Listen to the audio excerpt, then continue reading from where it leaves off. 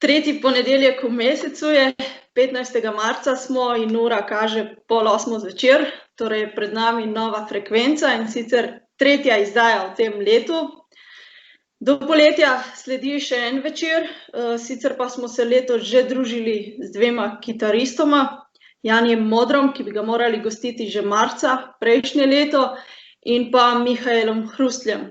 Ta živi in ustvarja na Nizozemskem, gostili pa smo ga lahko prav zaradi ukrepov, povezanih s to nesrečno epidemijo koronavirusa, ki seveda hočemo ali nočemo vplivajo tudi na naše druženje. Nocojšnji večer pa prav tako poteka pod posebnimi pogoji, kar mi omogoča, da na drugi strani pozdravim nadvse zanimivega glasbenika, ki, vsaj tako verjamem, sodi med morda kar svetovne avtoritete igranja bobnov z metlicami. Seveda govorim o Gašperju Bertonclju, ki se trenutno nahaja še v Tel Avivu in ki ga bomo v tem večeru dodobra spoznali, zaigral pa nam bo tudi v živo skupaj s triom. Torej, lepo pozdravljeni na novi frekvenci in pozdrav tudi tebi, Gašper. Živjo.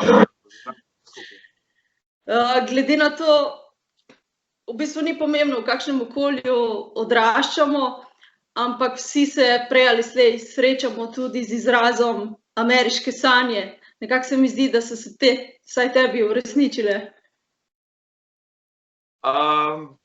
Ja, ameriške sanje, dobro je tole, ja. Veš, kako je to v življenju, je pa to tako, ne? Kot otrok si človek nekaj zamišlja, jaz sem imel pač res to, bi lahko rekel, srečo, da sem že, odkar se zavedam, hotel igrati bobne. In da mi je zdaj to uspelo, da se s tem preživljam, da sem pač že to pot življenja doslej preživel s tem in z glasbo in z bobni in z vsem tem me zelo veseli. Seveda jaz kot otrok sem si predstavljal, no kasneje že kot teenager, ne, kot to bo velika zvezda, to bo svetovne turneje, to bo limuzine in avioni in tako naprej. In opazil sem, da nekako res imam srečo, ker od vseh teh ogromnih sanj se mi je res en del pa res uresničil, ne. Mogoče ni limuzina, je avto, mogoče ni moj osebni avion, je pa pač navaden avion, mogoče ni turneja po celem svetu, ampak je pač ena država po eni državi, tako da konec koncev bi rekel, no, rečem, da sem res lahko zadovoljen, da sem toliko časa že z muziko preživel, pa upam, da bo še šlo dolgo. Ampak vseeno je bila pot do tu kar dolga najbrž. Če se prav spomnim, tvoji začetki segajo v domačo dnevno sobo, kjer si igral po loncih in posodah. No, v dnevni sobi sem se zmeraj, ne, še zmeraj druga dnevna soba. Ja, bobni so pač tak inštrument, no, nikjer kar ne ležijo okrog, pa mogoče ni neke zmanjšane verzije, da bi lahko sam, ne vem, neko leseno flavto igral namesto ta prave flavte ali pa neke take podobne stvari. Seveda so pa igračke in se spomnim enega tazga malega plehnatega bobna z dvemi palcami, čisto otroški. Mislim, da je oče kupil in to je bil čisto oficialno ta prvi boben. In tistega bobna se prav spomnim, pa tako je bilo gor, sicer ne vem koliko politically correct je bil, ki je bil gore taka neka zelene, bilo pa pol eno taka otrok, izgledal kot, se pravi, kot črnc, da igra tam bobne in jaz sem pol z njemu lepo igral in je tisti zelo zoprne zvoke je delal, tisti boben, ker je bil splehan. Sam jaz sem bil vesel, pa nihče drug. No, kasneje pa pol, ker enkrat sem recimo res bil to, malo večji, pa bolj v tem, tako da sem palce že dobil. Pol pa, če imaš pa enkrat palce ali pa metlice, pa kar posod gre pol, ne, se pa pol kar posod igra. Seveda lonci, luči, vse to pride najprej, tako da se je tam začelo vse skupaj. Ja, potem sem pa prve bobne dobil, to je bilo pa za Birmo, se pravi, sem bil 13 let star. Vsi so želeli neke motorje, pa to je se bobne in sem bil najglasnejši v Kranju. Pač sem bil v dnevni sobi tisto nekaj časa in to ni bilo za zdržati, seveda. Pol pač sem dobil, počitnice so bile takrat in sem prosil kar v osnovni šoli, kamor sem hodil, če lahko imam tam bobne in so mi rekli, ja, lahko in pol se je to tako nadaljevalo. Ja. Ampak še prej pa je bila v igri trobenta. Ja, seveda, trobenta. Kot majhen otrok, seveda, me je mama peljala v glasbeno šolo in sem rekel, jaz bi rad bobne igral, so mene pogledali, ja, bobnov žal nimamo, imamo pa klavir, harmoniko, trobento, klarinet, violino. Ja, pa sem pogledal in sem rekel, ja, trobento bi igral, ne. In ne vem, zakaj je to bilo, ampak kasneje sem dostikrat razmišljal, kakšna velika povezava je med trobento in bobni, da sta to zelo podobna si inštrumenta po funkciji, ne toliko po tehniki igranja in po tem, ampak po funkcijah, ne, recimo že, če samo si pogledamo pač izvore teh inštrumentov, recimo na vojaško stran, so vedno marširali boben pa trobenta, ne, tako da že tukaj je ena povezava, no pa jih je pol še veliko več. Tako da trobenta mi je dala eno tako, zelo sem vesel, da sem s trobento začel in igral in dala mi je tako neko melodičnost. Od trobente naprej sem zelo pozoren in na melodije. Včasih si želim, da bi vzel klavir, da bi imel še harmonijo malo bolj razdelano, ampak mislim, da je že to dovolj, da že bobnar razmišlja v melodijah, da je že to nekaj. No, pa navsezadnje ti je bila tudi trobenta nekako usojena, glede na to, da te je potem pripeljala do godbe, kjer si pa dejansko prišel do bobnov. Ja, to je zdaj, ne vem, koliko je trobenta, se pravi, bi rekel, kriva za to, ker jaz sem res imel to voljo, jaz sem res hotel bobne igrati in ne vem, kdaj, če se ne bi takrat zgodil, bi se pa kasneje. In to je bila zopet mama pametna, ko je videla na oglas, da iščejo oglas, da iščejo nove člane za pihalni orkester in mama je rekla, ti tukaj boš pa ti prišel do bobnov, boš ti videl. Vemo. In sem šel in sem bil najmlajši, takrat se je čisto ves ta preporod začenjal v kranjski pihalni godbi in sem bil ta prvi, sem mogel pred vajem hoditi in tako naprej. In potem z odraščanjem sem nekako, bobni so mi bili vedno v zadju, vedno bliže in potem enkrat se je zgodilo, da bobnar nekaj ni znal prebrati, ni mogel odigrati. In smo, se veste, pri pihalnih orkestrih to se veliko govori, pa malo heca en drugega, malo je tako, kako to ne moš, to je pa ja čisto lahko. On je bil tako jezen, me je pogledal, rekel, pa pridi ti zaigrati mulc. Pa sem šel, z sosedom pa sem zaigral, še danes ne vem, kako, ne vem, zdaj se spomnim točno, pa je bilo, ampak se zagledal in no, to je bil en tak prvi znak. Skratka, bravo za mamo. Ja, bravo. Verjetno je to pač nek izraz talenta, bi mogoče lahko rekel, da vsak otrok pride na ta svet z določenimi veščinami, ki so nam prirojene in da lahko na tem področju, če seveda jih razvija tudi kasneje, pride do nekega položaja oziroma postane res vrha, no? Ali pa najboljši med najboljšimi oziroma avtoriteta na svojem področju, kot sem že prej omenila. Ja, meni te stvari so mi fascinantne, svojo družino in gledam, kako pri otrokih, kakšen del je tistega talenta, ki ga dobiš prirojenega, recimo nekaj, zdaj pa spet prirojeno, nekaj je gensko, nekaj je, ne vem, odkje, potem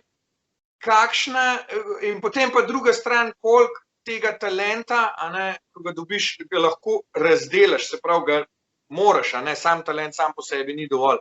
Se pravi, ti ta talent moraš razdelati in ga delati in bogatiti in delati na tem in potem, če se vse skupaj nekako se zide, lahko postaneš res, ja, vrh od vrha, kot si sama dala. Ampak mislim, da se ne gre zdaj, glasba ni šport, ne, tako da mi se ne gremo zdaj tukaj, kdo bo number one. Vsi smo number one, če že pač delamo na tem in da nam uspe v svojih osebnih merilih. Je pa recimo to pa tudi tako, ne, recimo zdaj se ta jazz več ali manj uči v šolah, tako kot vse druge stvari in tam se tudi vidi recimo samo en majhen procent vseh študentov povzame tisto, kar študira, prevzame se nekako sooči s tem, ne sooči, ampak se občuti to tematiko in jo zna naprej razvijati v neke nove daljave. Ne. To velja za vsako smer, ne, ampak seveda tudi za glasbo. In ja, zdaj zanimivo je to, pač, ker se glasbo večinoma, sploh jazz, se učimo v šolah, ne, tako da zdaj postopek je malo drugačen. No, tudi ti si se učil pri različnih mojstrih, začel si recimo pri Radku Divjaku, verjetno te je precej zaznamovalo tudi prijateljstvo in mentorstvo Douga Hammonda, pa kasneje v New Yorku si zamenjal, kolikor vem, kar večje število mentorjev. V bistvu to ni nič neobičajnega, se pravi, da si imel več različnih profesorjev in da si se učil pri različnih bobnarjih, ampak vseeno mogoče vzbuja vprašanje, ali bi z učenjem pri enem samem profesorju izgubil lasten ta glasbeni karakter oziroma pretirano padel pod njegov vpliv. Ali pa saj, če mogoče pri glasbenikih obstaja ta neka bojazen. Jaz mislim, da glasba, zdaj jaz, če bom rekel glasba, jaz v glavnem bom mislil bolj na jazz. Ker v klasiki, evo, glih to vprašanje, tako kot si ga postavljam, potem mi da na misel to pač klasično izobraževanje, mislim, klasične glasbe, ne, kjer se dostikrat zgodi, da je nek zelo znana oseba, zelo, se pravi, uveljavljen glasbenik, vzame pod svoje okrilje nekoga enega talenta in njega oziroma njo, ne, to osebo pač goji naprej in ga goji pač v tem njegovem stilu, njegovem tem, ne, in potem je ta glasbenik nekako nadaljevanje tega, ne. Zdaj se mi zdi, no, zdaj nisem čisto siguren, ampak slišal sem že, pa kot jaz vem, da se te stvari dogajajo, mogoče drugače v klasiki. Pri jazzu je pa malo, se mi zdi pa malo drugačno. Jazz je na vse splošno, že tako, če rečemo, kaj je definicija jazza, bi tako ena od stvari je, ki bi rekli, je, da je to zelo osebna stvar. Se pravi, ti moraš iti čez različne stopnje, čez zgodovino, čez različne tehnike, čez različne glasbenike, vzore, vplive. Čim več je tega, boljši zvok lahko sam sebi narediš, oziroma sami sebe lahko narediš en pač, se pravi, ja, zvok, no, kaj ne rečem, stil. Zato je to zelo pomembno. Pri meni, recimo, jaz z vsemi izmed teh profesorjev, ki sem študiral z njimi, sem bil zelo vesel, pa zelo presrečen, da smo bili vsi tako lepo v takem dobrem odnosu, pa še zdaj smo. In nekako se mi je pa pač zdelo, da je eno obdobje bilo dovolj z enim, zdaj pa moram biti še malo naprej, še malo drugače, ne? Ker kopiranje, prav kopiranje kot tako, da bi jaz poskušal zveneti res kot nekdo, to govorim takrat, kadar ne vadimo. Ko vadimo, moramo zveneti, moramo se truditi, da zvenimo kot en, ker takrat se učimo. Ampak ko nastopamo, pa moramo te stvari pozabiti. Tako da je dobro stvari menjati, predvsem stvari, hočem reči učitelje, ampak predvsem pa ne, zato sem rekel stvari, ki sem hotel povedati naslednjo stvar. Bolj pomembno kot učitelj menjati se mi je zdelo pomembno, da sem menjal okolje. To mi je bilo veliko bolj pomembno, se pravi začel iz Kranja iti v Ljubljano, ne, to je bilo že takrat, sem izpit za avto dobil in to je bilo wow. Potem pač je bila Ljubljana nekako dovolj, zdaj bi pa rad šel še naprej in se šel v Avstrijo. Nisem hotel iti čist blizu v Celovec ali pa ne vem, tudi Graz je bliže, sem rekel, čim dlje, kot lahko, da sem domov hodil, da sem res tam in da se res lahko osredotočim. In tako sem šel v Linz tam, seveda, jaz sem šel tudi zaradi Douga Hammonda, Z njemu so se tudi ful dobro razumela. Pa je bila pa spet, po 4 letih je bil pa čas, tudi on je rekel, ti moraš iti naprej, midva sva se zmenila, lahko še veliko delava, ampak ti moraš videti okolje, ti moraš videti pravo ameriško, ne vem, jazz okolje, jazz klube, odkje je vse to prišlo, kako, ne, in res, ko sem tja prišel, so ene stvari, ki jih tudi težko razložim, ne moram jih točno pokazati, kaj to je, ampak ene stvari so mi bile čisto jasne, ko sem prišel v supermarket, pa sem tam gledal, a ja, zato pa je zdaj točko, a zdaj mi je pa vse jasno, mislim, vse jasno.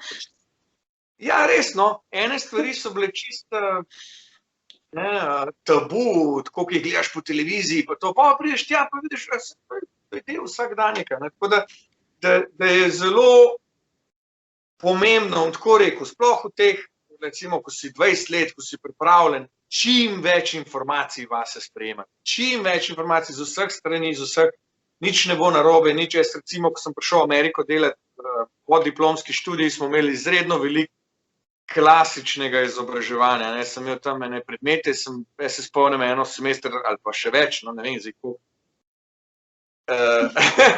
Samo sedel in analiziral pa Mozarte, pa Beethovne, pa vse te stvari in nisem bil zadovoljen takrat, ker jaz sem prišel iz Avstrije pa iz Evrope.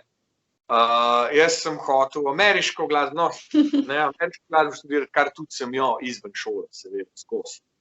Ampak moram reči, da mi tudi to, seveda, klasično izobraževanje pa znanje teh velikih mojstrov nikoli ne škodi in ti samo odpre glavo, ti doda k tvojim znanju, doda k razmišljanju, doda k komponiranju, doda k soliranju, doda k velikim stvarem.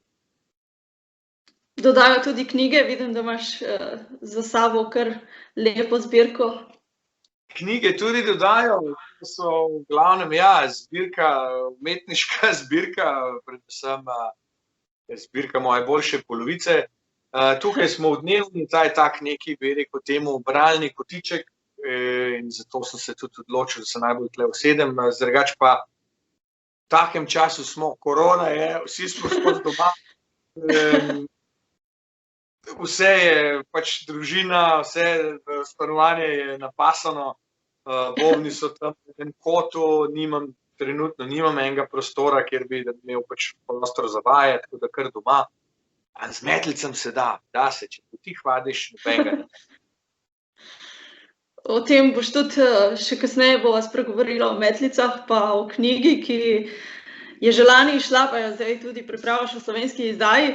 Ampak, če se navežem na to, o čemer sva zdaj govorila, dejstvo je, da ti je gotovo pomagalo priti na to stopnjo znanja, kjer si trenutno in verjetno boš šel še naprej, tudi zaradi tega, ker se že vse življenje osredotočaš na izbran poklic, torej na glasbo oziroma bobne.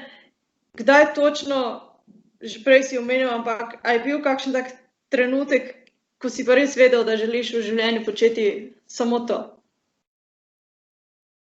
Ja, ker sem nekako celo življenje, osnovna šola je bila pač zraven poleg osnovne šole sem hodil v osnovno glasbeno šolo, pol v srednji šoli sem začel, ko sem dobil bobne, sem začel imeti privatne ure pri gospodu Divjaku, tako da takrat je itak bila še srednja šola, tako da takrat si tako v takem nekem tem kolutu in delaš tisto, pač kar ti rečejo.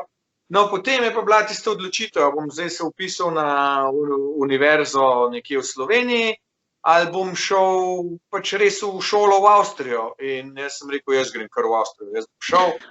In se je pač tako zgodilo, da sem imel eno leto vmes pavze in v tistem enem letu sem se vpisal tudi na univerzo v Kranju, se pravi za organizacijske vede, fakulteto za organizacijske vede, tam sem še en izpit naredil, ja. No, v tem letu, leto te pavze je bilo v bistvu zelo dobro za mene, zelo bogato, ker sem takrat pa prišel, sem se spoznal z Zoranom Predinom in takrat se je začelo naše to pač sodelovanje. ki je bilo prvo zelo, zelo izredno pomembno za moje igranje z metlicami. Tam sem namreč v tistem bendu, to je bil obdobje, ko je Zoran pač imel ta Gypsy Swing band. Mi smo bili ta prvi band, oziroma mi smo to pač nekako začeli, prevzeli. Marjango kvartet in takrat je bilo pač to, smo vse nekako sliko razvijali, ne sem rekel, tako od začetka, snare, se pravi mali boben, je celota. To je inštrument sam po sebi, to je vse. Če dodamo set bobnov, zraven je set bobnov, to je tudi celota, pač skupaj večjih stvari, ampak to je ena, to je druga. Zdaj, snare pa hi-hat. Se mi zdi, to je nekaj, to smo pa zdaj nekje vmes, pa še malo činela, ja, pa dajmo še bas boben zraven, no, pa bomo vsi, ne. Tako da jaz rekel, ne, samo mali boben in metlice. In smo na to šli in moram reči, da to je bilo res tako zabavno, zanimivo in tudi se pravi poučevalno, no, takrat smo res sem napredoval s temi stvarmi in res no, če lahko povem, recimo, čisto za primerjavo, igraš z eno tako glasbeno ikono, ki so vsi njegove pesmi poznali, povsod, to smo imeli velike koncerte, po več tisoč ljudi in mi smo tam gor na odru z akustičnim kitarom, z enim bobnom in z metlicami. Zdaj pa nekaj narediti. To je bilo, na začetku je bilo kar težko, ampak pa sem se pa kar upogumil in jaz sem se odlično počutil, mene bo super. Ko smo lahko to je bilo, tako lahko je bilo potovati, pa tako fino je bilo iti okrog, kako smo bili pripravljeni, soundcheck je bil narejen takoj, spravili smo takoj, res je bilo. Pa nič ni manjka, konec koncev za ta stil je bilo to popolnoma zadosti. In to si kar razvijal in nazadnje je nastalo knjiga. Ja, zdaj pač metlice, tako bi rekel, če igraš jazz bobne, so metlice čisto en del pač igranja tega inštrumenta, pač tega stila. Večinoma se uporabljajo za stereotipično je pač mišljeno, da se uporabljajo samo za balade in res se večinoma za balade uporabljajo, ampak seveda se potem to lahko pač metlice se lahko kjerkoli uporabi, odvisno pač kako jih uporabiš in tako naprej. In takrat se je pač bi rekel, ne da sem takrat začel z metlicami igrati, ne, sploh ne. Takrat sem začel samo z metlicami pa snarom in vse stile začeti igrati in razvijati to pač, kako bi jaz. To smo se pol kar hecali, smo slišali en komad po radiju in kako bi pa to zaigral. Pa sem kar začel zraven in je bilo zelo zanimivo, no, in se pravim, to je šlo pol z mano naprej, vsemi temi. No, po tistem letu takrat smo posneli to ploščo Ljubimec iz omare, ki je bila, zdaj bo to že več kot 20 let od tega. In no, potem sem bil pa sprejet v Linz, v konzervatorij tam in sem šel pol tja, k Doug Hammondu. Takrat sem še tudi veliko nastopal in malo nekaj po Avstriji, ampak večinoma sem kar tudi v Slovenijo hodil, pa smo igrali še veliko. Tako da tiste 4 leta so bila tudi zelo, zelo bogata. Metlice so se pa skozi razvijale. In na koncu, v zadnjem letniku v Linzu, je pa prav Doug rekel, ko me je slišal, tam smo posod igrali, jaz sem kar prišel z metlicam, pa sem igral po kufrih, ali pa po unem, pa je, te pa to dobro, jaz se skozi igram, skozi metlice skozi. In je pa rekel, zakaj pa ti knjige ne napišeš? In je res ena takrat, no, se pravim, to je spet 20 let nazaj, knjig nekaj prav veliko ni bilo za metlice. Seveda knjig vseh za bobne je bilo veliko, ampak še zdaj jih je, ampak prav za metlice so bile pa ene 3-4, več ne. Od takrat se je to malo spremenil in žal nisem mogel, ni šlo prej, tako da to je no, hočem reči, za diplomo v Avstriji sem pa jaz pol naredil pač knjigo za metlice, ki je bila recimo, če bi zdaj to s to knjigo primerjal, smešna. Ampak je bil pa začetek, no, in tisto se je pol nekako sem dal na stranski tir, ker ko sem šel v New York, nisem imel časa pisati knjige. In tako da to je šele zdajle čas prišel. Hočem še tole, zato se zdaj begam, hočem povedati. Vedno sem spraševal Daga, kako pa ta je pa to knjigo napisal, pa on je to knjigo napisal. Pa me Dag pogleda pa prav, a veš, kdo piše knjige? To je on, ko zna, ne, tisko res dober, ne.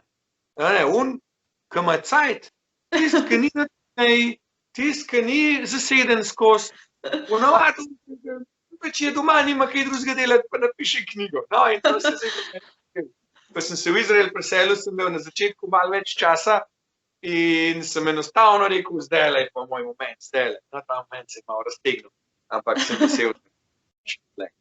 Yes. Se pravi, življenjsko delo. Ja, lahko bi rekel, ki še ni končano. Zdaj sem, to je prva, se pravi, volume 1, prvi zvezek knjige, ki je zelo tehnično obarvan. Se pravi, šel je v angleščini, zdaj ga pripravljam v slovenščini, potem je na vrsti drugi zvezek, angleščina, slovenščina, moj prijatelj Koji iz Japonske, tukaj živi, so se spoznala, je dizajniral vse to, tako da je že ideja, da bi to bila tudi v japonščini. Tako da bomo videli, to bo lahko še, da bomo čez 30 let na ta račun. Skratka zgodba, ki bo še rasla naprej. Upajmo. Si se pa, ko si se začel profesionalno ukvarjati z bobni in z glasbo, si nekako takoj sprejel tudi pravilo, da kompromisov ne boš delal, v smislu, da si eksistenco želiš zagotoviti izključno z glasbo oziroma igranjem, ne pa z denimo prodajanjem stvari in podobno. Ja, lahko rečem, da sem neke mere zelo bolj srečen, tako, ker sem, kje sem pa že glih zdaj to napisal? Uvod v knjigo, no, sem napisal, da je bilo v bistvu ta naša slovenska majhnost v bistvu zelo veliko lahko da. Ravno zato, ker smo majhni, imaš vse takoj na razpolago in takoj lahko prideš, ne bom rekel na vrh, ampak med zelo pomembne ljudi. Recimo v Ameriki med zelo pomembne ljudi težko prideš, moš res je to dolga, težka pot prerivanja, odrekanja, ne vem, česa vsega. V Sloveniji pa je ravno zaradi te majhnosti, ko vidiš nekoga, da hoče, se vsi veseli, pridi, pa ti bom pomagal, pa gremo. In bi rekel, da sem pol pa tudi s Predinom, ko smo začeli, to smo se res fajn imeli, veliko špilov smo imeli, tudi takrat denarja je bilo to za mene veliko in da sem bil nekako navajen na to, da sem videl od začetka, da jaz lahko s tem živim. Mogoče vsi v tem poklicu niso imeli vedno te take sreče in so zato mogoče šli neko drugo pot. Jaz pa recimo prvič je bilo to v Ameriki, ne po koncu šolanja, da bi zdaj pa mogoče jaz, ne vem, mogel iti kelnart ali pa nekaj drugega delati, da bi se lahko privoščil tamkajšnje življenje. Pa sem rekel, ne, to pa ne. Jaz imam rad jazz, jaz imam rad tudi veliko druge glasbe, tako da jaz raje igram, pa če igram ne vem kaj, ne vem, rock, če igram, ne vem, bolero, ne vem, karkoli, sam da ne bilo treba kaj drugega delati. Tako da sem si na ta način tudi veliko drugih izkušenj pridobil. In različni stili, različni žanri, različne svetovi, tako rečen, vsi doprinesejo nekaj k tvojim, k tebi. Tako da to je samo dobro. Res pa sem rekel, če bi mogel v Ameriki delati ne vem kaj drugega, tako so nekateri drugi bili primorani, mogoče njim ni bilo to tako težko, neko raj spakiram in grem domov v Slovenijo. Pa na srečo, ni bilo treba. No, ampak zdaj prihajaš počasi domov. Iz drugih razlogov, seveda. Drugi razlogi, mislim, da bo da se bo zdaj ta krog nekako sklenil. Jaz se pravim, kakor mi je bilo fino v Sloveniji, je po drugi strani veliko stvari primanjkovalo. Ne. Sploh teh recimo možnosti za razvoj, možnosti za raznolikost, možnosti za veliko, v glavnem beseda možnost, opcije, te stvari take. To je zelo manjkalo v Sloveniji. Ne. Ampak se mi zdi zdaj, da nekako po vseh teh letih mogoče tudi zdaj imamo internet, zdaj to vse, svet ni več tako, bi rekel, oddaljen, čeprav ni isto, ne, ni isto biti tam ali pa prek ekrana, tudi midva se zdaj tako pogovarjava, je drugače, kot če bi bili v živo skupaj, ne.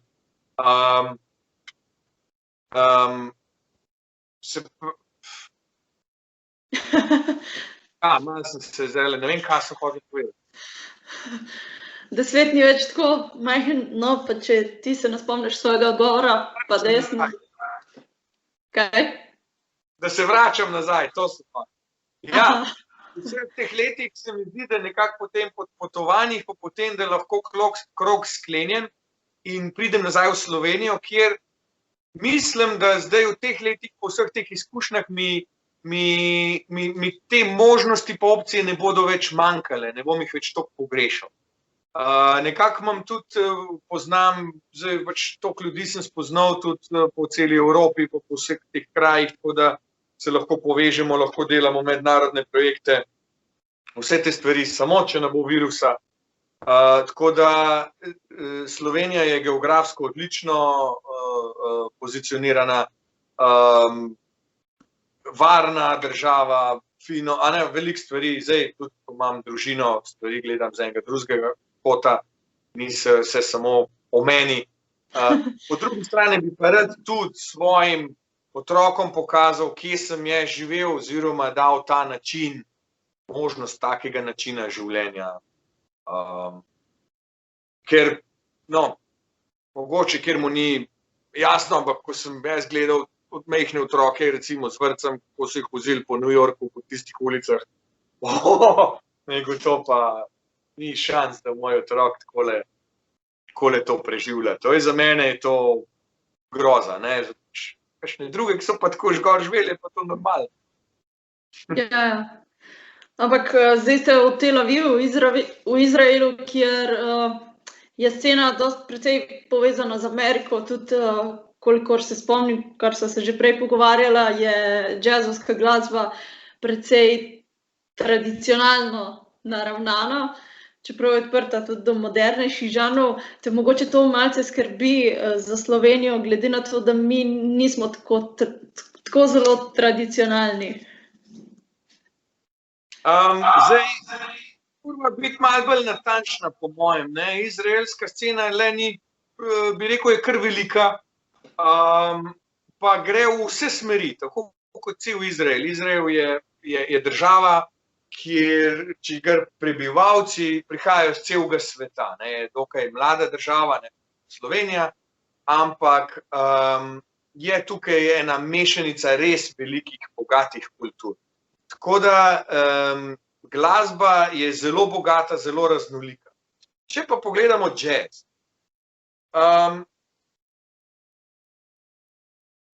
šole so tako naravnane, program v šolah je tako naravnan, zelo dobro, odlično naravnan, v teoriji in v praksi.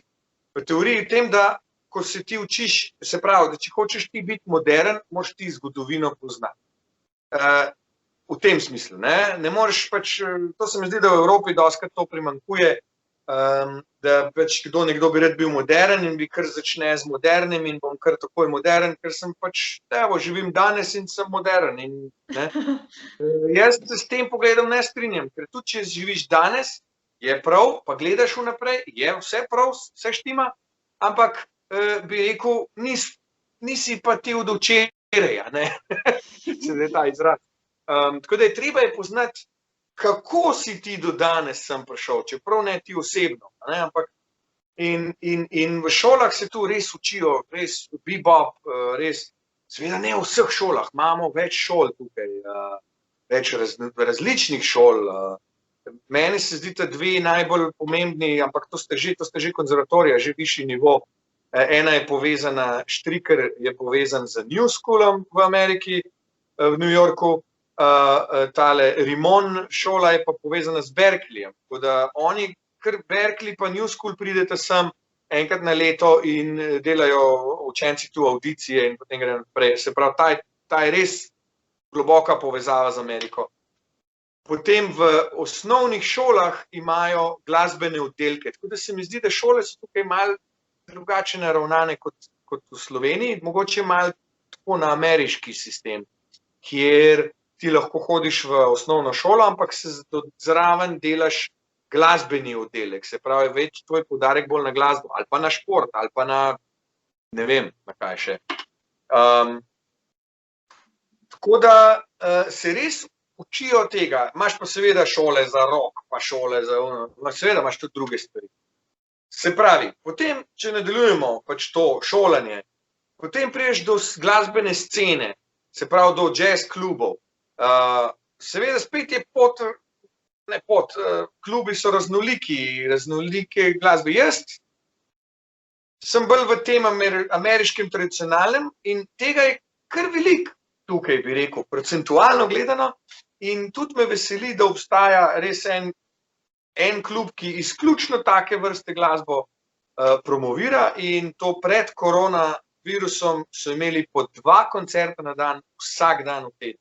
Sicer majhen klub, ampak energija, pa znanje, pa res neverjetno, kako se je to. Zdaj se je pač to začelo odpirati, ravno predvčeraj sem tam igral in je bilo ful dobro, res je bilo dober priti nazaj. Ljudje so bili vsi tako veseli, so poslušali z zaprtimi očmi, čista tišina je bila, res noro. Odigrali smo 2 seta s tem, da smo ljudi zamenjali vmes in je bilo neverjetno, res. In zato hočem reči, z mojega vidika, v teh krogih, kjer se jaz učim, je res ameriška glasba, to je res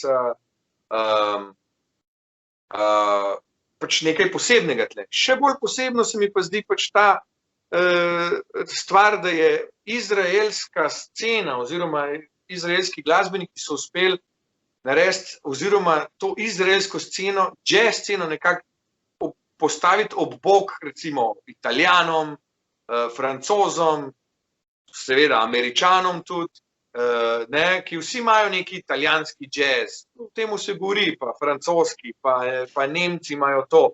No, zdaj imaš pa še izraelski jazz, tega je kar veliko. Ta jazz nekako temelji na ameriškem jazzu, ampak ima veliko drugih vplivov, seveda teh Middle Eastern, bližnjevzhodnih vplivov, pa pač te severnoafriške države. Vsi te vplivi, pač iz kjer, balkanski vplivi, iz kjer so pač ljudje, prebivalci Izraela prišli pač sem, da živijo tukaj. Zdaj, ne vem, če sem mogoče malo zakompliciral vse skupaj. Mislim, da vsem rad povem, da prvič, ko sem prišel sem v Izrael, ko sem videl, enostavno sem hodil po ulici, po mestu, po Tel Avivu, in so 3 kafeji imeli zunaj živo glasbo, mladi otroci, ne vem, to so bili vsi teenageri, so igrali jazz standarde.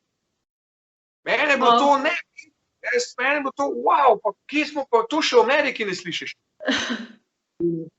In potem, da srečam veliko ljudi, mladih, 15, 17, 18, 19, to tako igrajo in oni hočejo biti, ne vem, Lester Young, ne vem, ne vem, res stare, te idole, res, in se oblačijo tako in to. In je bilo smešno, zadnjič smo bili na eni takem druženju na strehi zunaj in je bil en star saksofonist in je začel igrati to pesem, ki so jo skupina The Platters jo naredila zelo popularno, The Great Pretender, pa je še Freddie Mercury naredil, pa tako naprej. In so bili tam par teh glasbenikov, izjemni glasbeniki, jazzeri. In on začne igrati, jaz začnem pravni igrati, še 5 zraven, tako je bilo fino. Oni so gledali, poznali tega, pa najprej rekel, da je to nek moderni komad. Res so v tistem v tistem časovnem, ne, in meni je to, ja, Mene to zelo všeč. Zelo se mi dopade, da nekdo gre res v stil noter, da se res osredotoči v tisti stil glasbe in ga res hoče dodelati. In velikokrat to pomeni spremeniti cel način življenja, da pač živiš v tem stilu. No? Samo potem lahko res razviješ tisto. To mi je zelo všeč, to mi je fascinantno. So tvoj stil metlice? Ja, skozi lahko. Vesele. Prej si omenil New School v New Yorku. Tja si tudi sam šel na sprejemni izpit, ampak te je odbilo tisto vprašanje, kako boste poravnali šolnino. Ja. Amerika me je tako kot sem prej rekel, kot otrok sem jo idoliziral, pa televizija, pa wow, Amerika, to je pa res Amerika. Ampak, ko sem prišel tja, me je kar veliko stvari. Pokazala krut obraz. Čist me je sesulo, pokazal drug obraz, pokazal realnost. Prvo je bilo, prvič sem priletel tja, ko sem pa jaz vedel, da bom letel na Newark, New Jersey. Dobro, bom pa tja. Potem pridem ven, wow, vidiš iz letališča, vidiš tiste limuzine dolge, wow, kot v filmu, wow, bravo, super. Pa ko gremo zdaj na Manhattan, ja, to je New York, ti si še vedel avtobus, tista vožnja z avtobusom, z Newarka do New Yorka, ja, tisti je bilo pa groza, kje smo se mi to vzeli. Kašne tisto podrtije vidiš vmes, ne vem, da me tam avtobus ven vrgel, tam bi me bilo pa kar strahi. In se je rekel, a to je Amerika, groza, umazan, razpada vse, mislim, kakšne one limuzine, ne, samo neko. No, in pa greš skozi to, pa skozi tunel, pa skozi une, in kar nekaj prišel ven, sem na Manhattanu, pa sem še kork. Tako lepa. Pa sploh ne moreš dojemati, pa kje, pa kaj, pa kako. Ne vem, po mojem, da je to danes za današnjega, ne vem, enega 20-letnika iz Slovenije, po mojem, čez isti občutek, sej Slovenija se ni toliko spremenila, da bi mi imeli take nebotičnike. Amerika pa tudi ne, Manhattan pa tudi ne, se pa še zmer isto in je res fascinantno.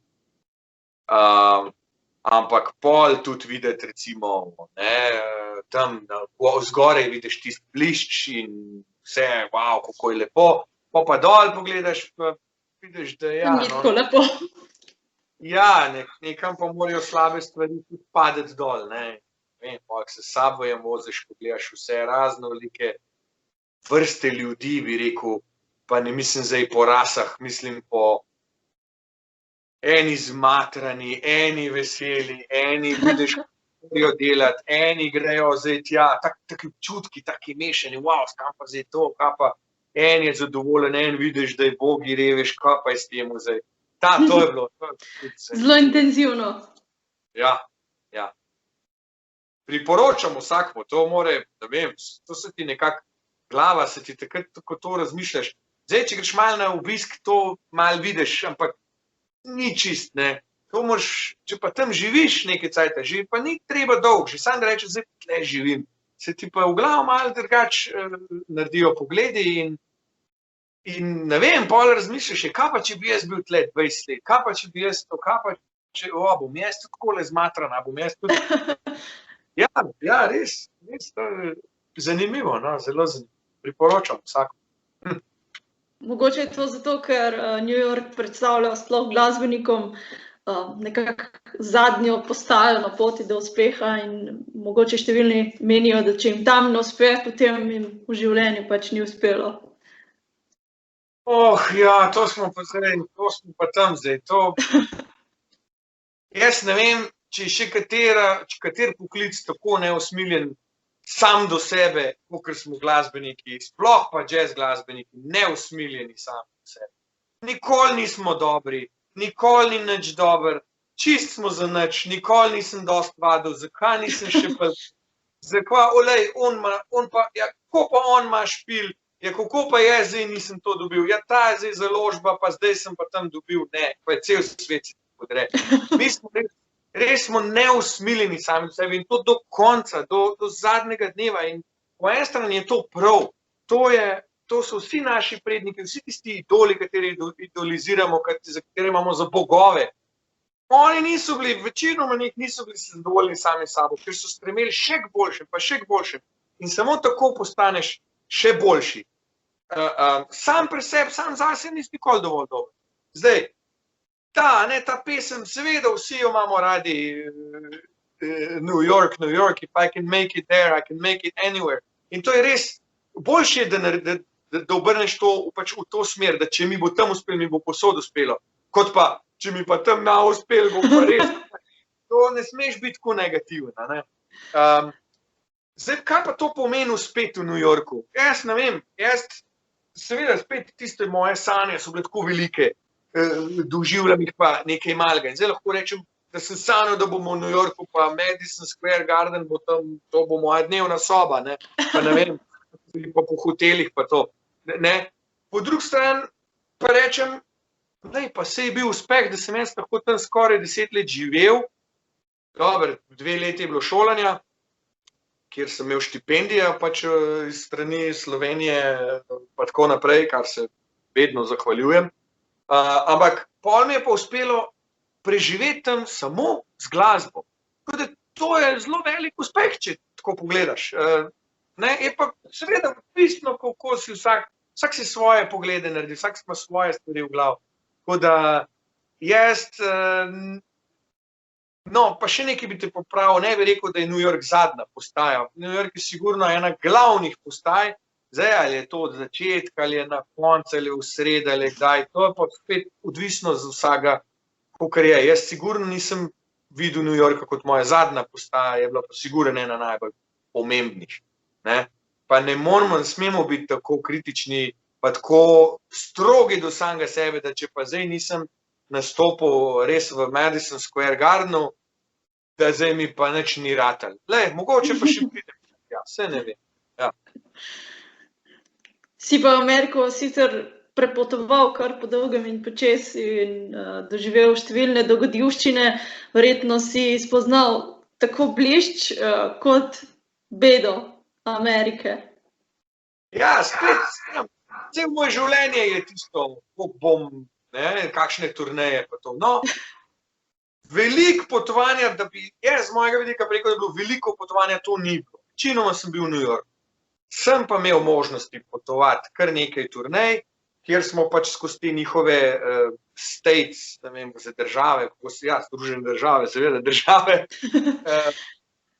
prepotoval in videl z različnimi, spet mene je bilo to zelo fascinantno, da sem šel z različnimi skupinami. Smo igrali jazz, pa smo igrali s temi pač singer-songwriters, kantautorji, pa sem igral, ne vem, z rock'n'roll bandom, pa smo igrali, ne vem, različne stvari, šne poroke, pa take eventi, pa smo šli, ne vem, pa se peljali kam daleč. Zanimivo, no, zelo zanimivo videti.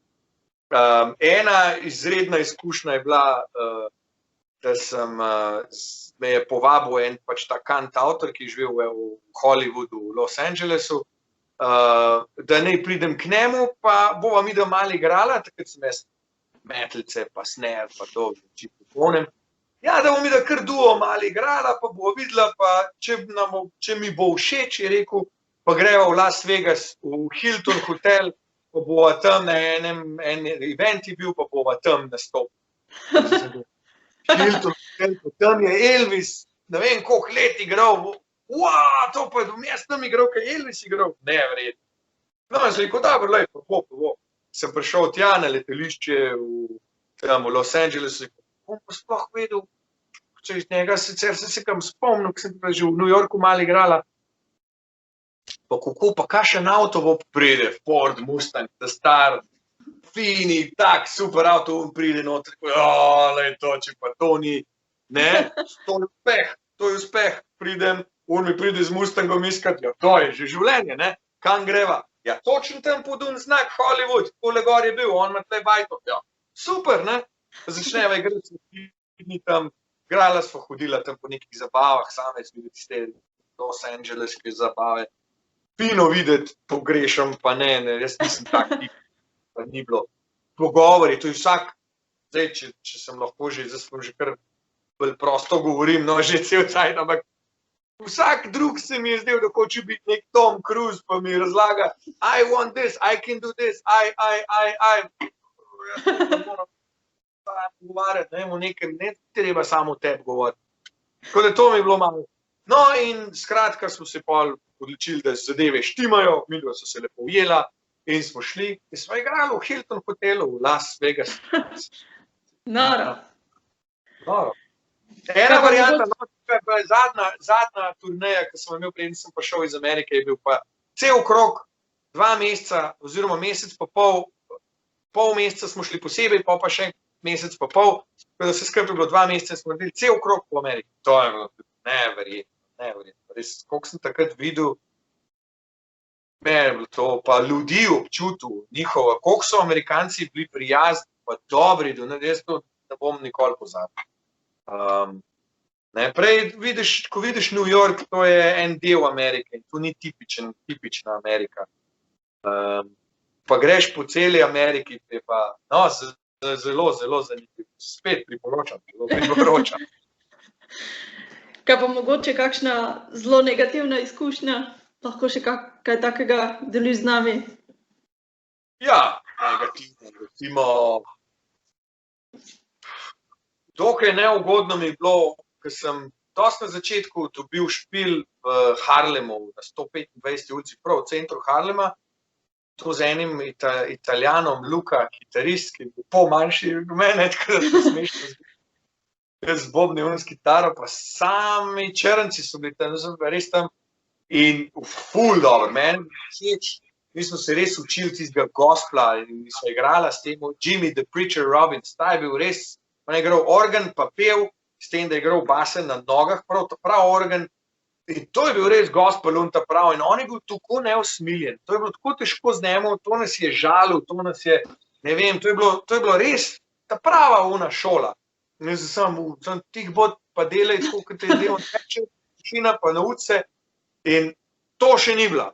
Enkrat to je trajalo, ne vem, to je trajalo kar dolgo časa, let, 2 leti, ne vem, koliko časa je trajalo.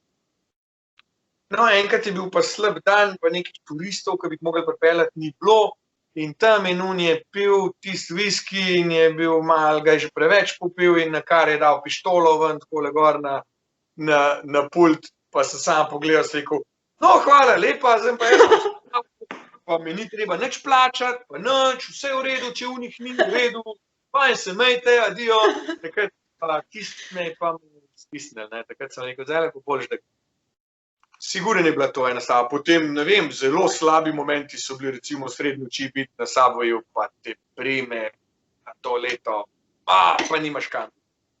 To je grozno.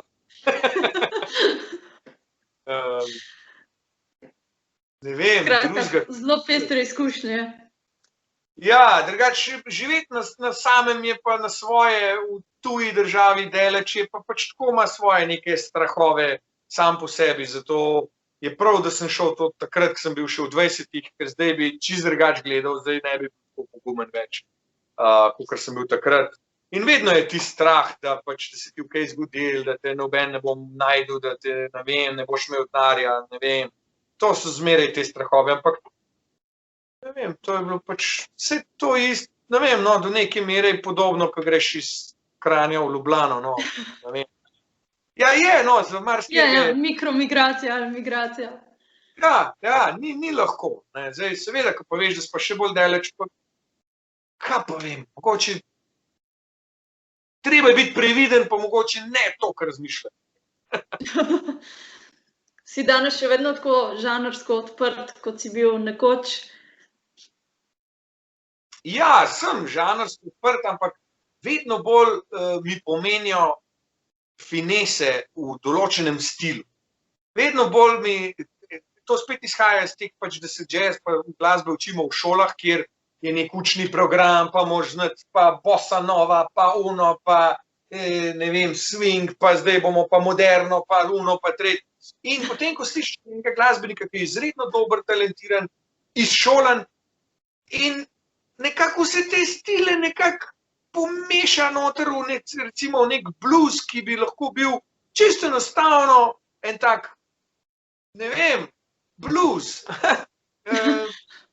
No, se pravi, lahko je spet bluesov, imaš tudi zdaj več podžanrov oziroma, ne, ampak dajmo, če igramo bebop, pa dajmo igrati bebop, no. Pa daj, če igramo hard bop, pa dajmo to igrati. Pa če igraš, ne vem, B.B. King style blues, ja, on je z eno noto vse povedal, vse je povedal. Tista nota je bogata, je vse ima noter. Tisto eno noto slišim, mi gre vse kocine po koncu. To je to. Ni zmer znanje treba kazati na način, koliko si hiter, koliko si glasen, kaj vse znaš. Včasih, ne, mogoče tudi nekaj z leti to pride na ta odraslost, ne, da pač manj je več. Ne. In to smo čas, ki smo fest igrali, sem se zmeraj rekel, umir se, manj je več. In zdaj pa to mi je seveda normalno. Tako da rad bi pač res dal poudarek na tem, da je prav, čim več stilov, žanrov je treba čekirati, je treba se učiti, je treba pridobivati znanje. Ampak, jaz sem vedno bil pristaš tega, jaz bi raj eno, ampak tisto pa res dobro oddelal. Tako da se mi zdi, da sem jaz bolj za to nekako za swing, pa za te stvari, no, da imam tam še kaj za narediti, ampak da nekako to mi najbolj leži. No, vsekakor te opredeljujejo navezovanje ritma na melodijo, pa stilno zelo raznolike kompozicije, pa tudi zelo muzikalno igranje bobnov z metlicami predvsem. Dva mejnika letošnjega leta sva že omenila, torej selitev v Slovenijo in ta knjiga, ki izide tudi v slovenščini. Tretji pa je izid albuma. Kaj boš pa tam pokazal? Ja, no, to so pa spet ena taka pomembna in hkrati zoprna zadeva vsakega glasbenika. Pomembna zato, ker je to pač tvoja izkaznica, to je tvoje okno nekako v svet, s tem ti predstavljaš samega sebe, ljudje vidijo tvoj pogled. Jaz kot bobnar, ki je stranski inštrument, ne, se pravi, jaz sodelujem pri večjih, pa sem sodeloval pri večjih projektih kot bobnar, kjer sem pač nekako poskušal najti vizijo tiste osebe, se pravi liderja, ne, tiste osebe, ki je ta projekt vodila in pač pomagal obogatiti tisto drugo videnje oziroma vizijo te osebe, ne. Ko pa imaš ti svoj album, je pa ta vizija tvoja, ne, zdaj pa pač drugim pokažeš, no, če bi pa jaz bil, oziroma zdaj, sem pa jaz šef, bi pa jaz to naredil takole. In se mi zdi, da nekako občutek s tem, ko sem, kot stranski glasbenik, dobiš veliko izkušenj z različnimi glasbeniki in si postavljen v različne situacije, kjer se moraš znajti. Zato se mi zdi, da mi je to dalo neke izkušnje in bogatstvo v tem, da se mi zdi, da imam kar dober talent postaviti ene določene osebe skupaj, da pa ta zadeva funkcionira dobro. Zdaj, da funkcionira dobro, se včasih ne more slišati na albumu, ker to pomeni, da se tudi mi dobro razumemo, da imamo dobro energijo, dobro voljo, da ni kompliciranja, da z vsem tem organizacijam ni težav in to pač prinese tudi dobro voljo pač na tisti dan studija, ko se to snema in vse tako naprej, to vse nekako to skupaj poveže. Tako da to se mi je zdelo, da pač mi je skozi vse, ta je zdaj moj 4. album, da mi je to nekako uspel. Ta album se mi zdi poseben zato, ker je spet na njem nekaj mojih originalnih kompozicij. V prejšnjih 2 so bile to, v glavnem sem delal aranžmaje standardov, zdaj sem pa prav pač se rekel, zdaj pa moram spet to spisati. Je dolgo trajalo, da se vse to postavilo, nekako nisem vedel, da je komade, tisto imaš 1, 2, pa zdaj imaš tam 3, pa pol bi tam ena ideja, pa ta standard, kako ne zdaj to vse skupaj spravim. In nekako sem rekel, da moram tudi to svoje obdobje, zdaj glede na to, da iz Tel Aviva nameravamo seliti, zdaj pa bo s tem virusom bomo videli, in da nekako obelodanim to obdobje tukaj. Zdaj, jaz bi rad en album pa moram posneti tukaj, z izraelskimi odličnimi glasbeniki, s tem, ker pač jih imam tukaj nekako najraje in jim najbolj zaupam svoj pogled na to mojo glasbo. In moram reči, da mi tudi spet dobro uspel, meni všeč, jaz dam po dolgem času, wow, da se pa dobro. Meni je kot zmeraj, moje osnovno vodilo je feel good. Nekdo se mora počutiti dobro. Sej dobro, da se dobro počutiš, še ne pomeni, da ne moreš biti zdaj žalosten zraven, ampak tudi, ko je balada, ko dež pada, si tudi lahko vesel oziroma vesel, lahko imaš pozitivo tudi skozi dež, ne.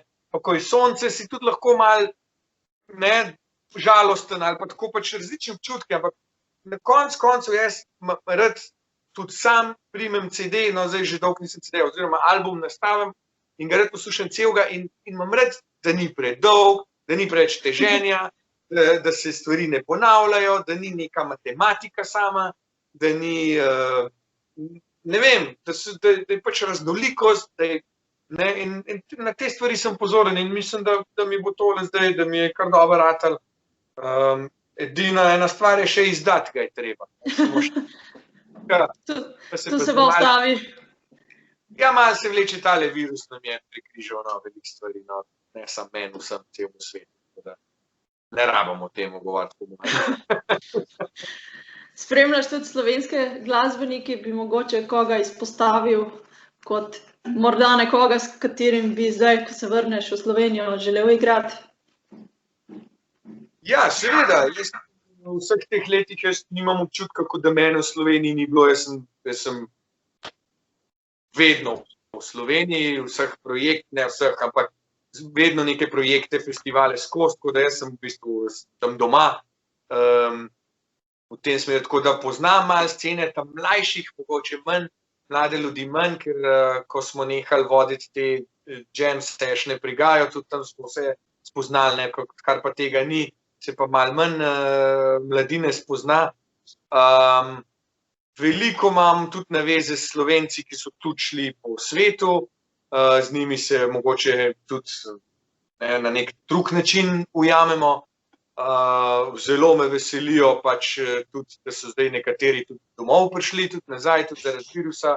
Isto se je zgodilo v Izraelu, ljudje, ki so imeli vrhunske mednarodne kariere v tujini, so pač zdaj primorani biti doma, ne, kar je pač dobra stvar, ne, za nekatere in veselim se, recimo, vedno znova me preseneča pač naš veliki pianist Renato Kiko, pa Peter Mihelič, te dva kar nekako, ne, te dva glasbenika, zdaj Renato je v Gracu, ne, Peter Mihelič je pa še ne vem, kako točno, kje se bo ustalil med Ameriko in Slovenijo.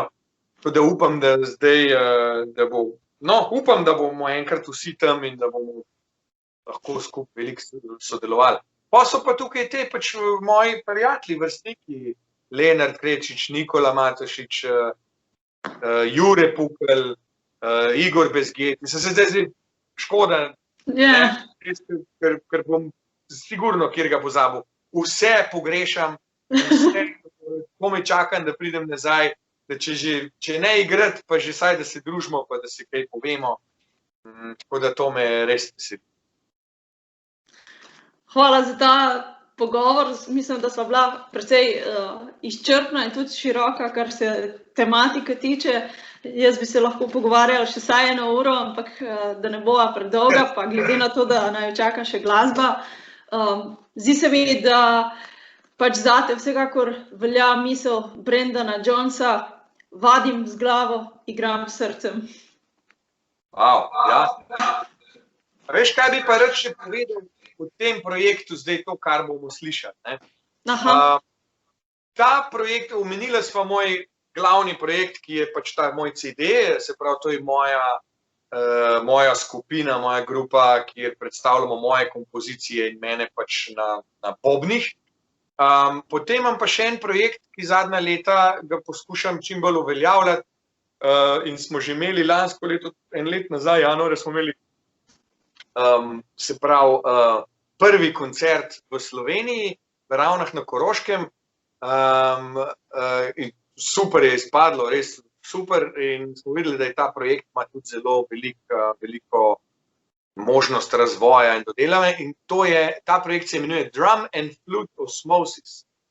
Se pravi, gre za duet bobna in flavte.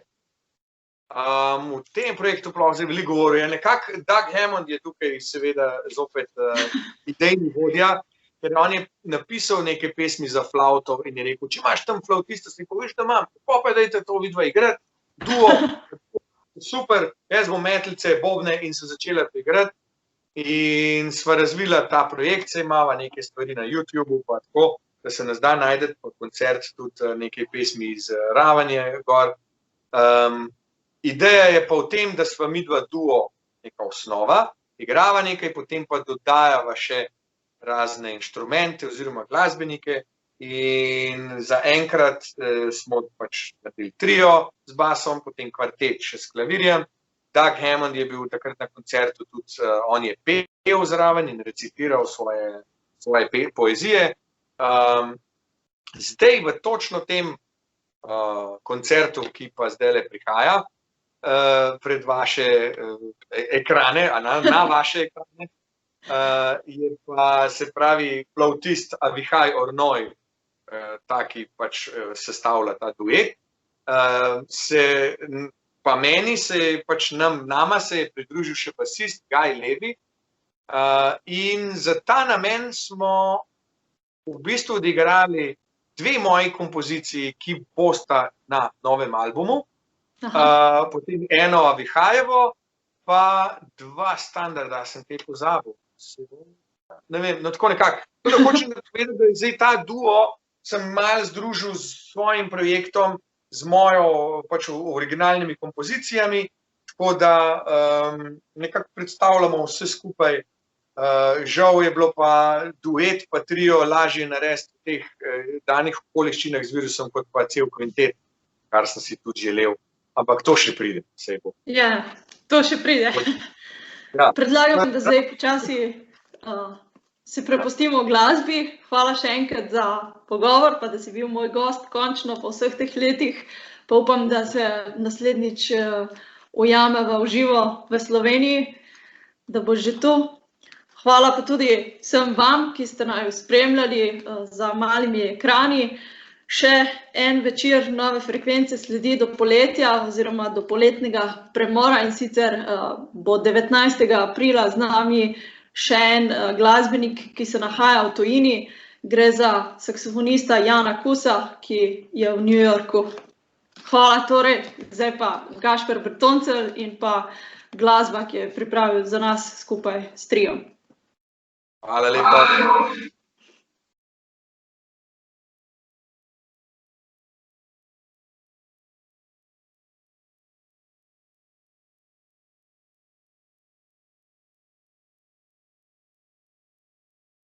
Okay.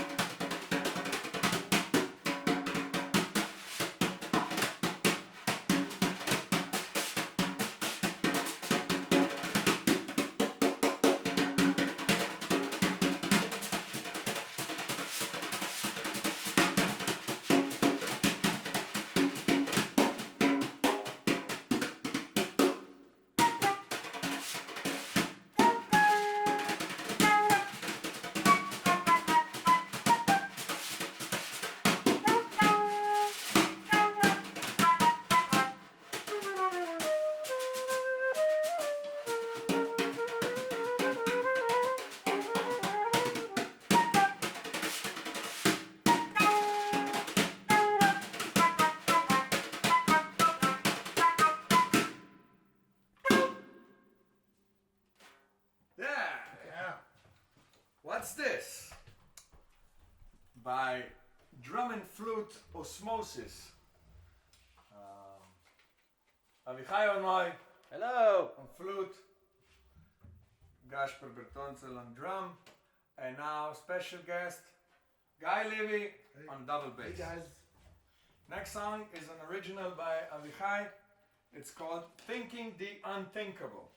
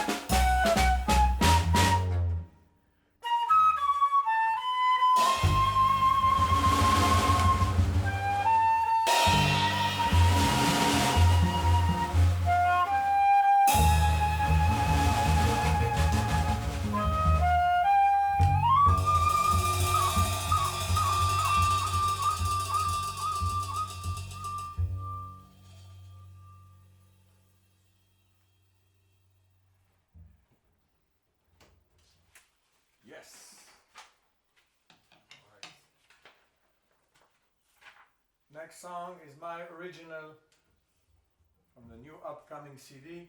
It's called Another Day.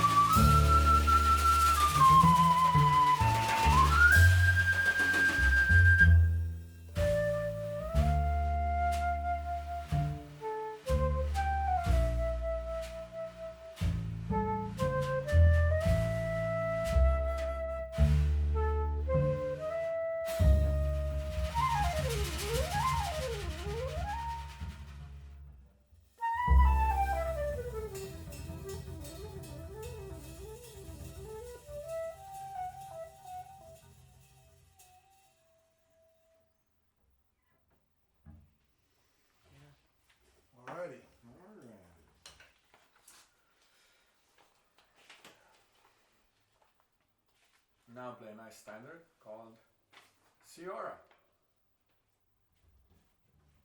All right.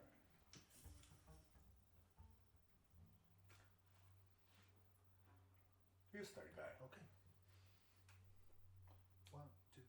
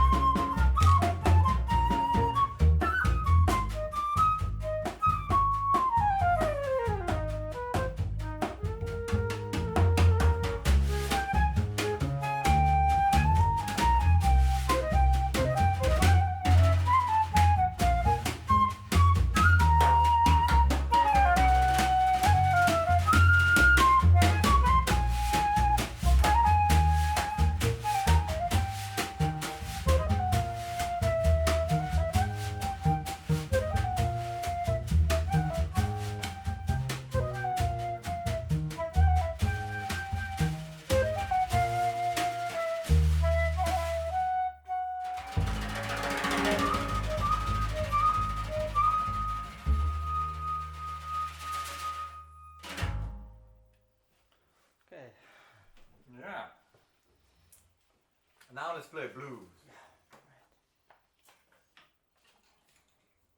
Special blues. It's called Pasta Gaspa. Pasta Gaspa blues. 1, 2, 3.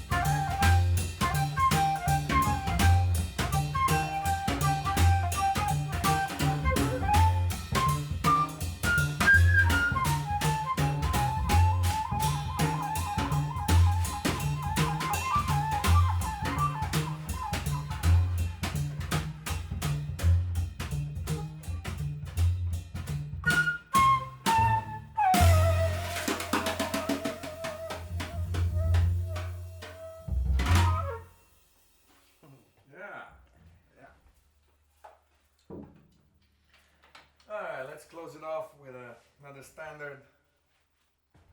It's called Moose the Mooch. It goes something like this.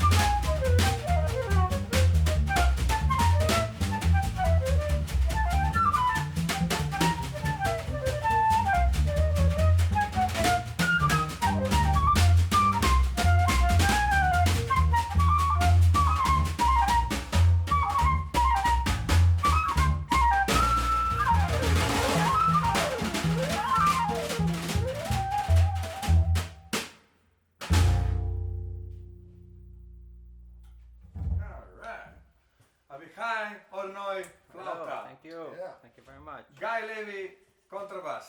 Thank you. Gasper Bertoncel. Superb. Nice one. Thank you. See you soon. Bye. Bye bye.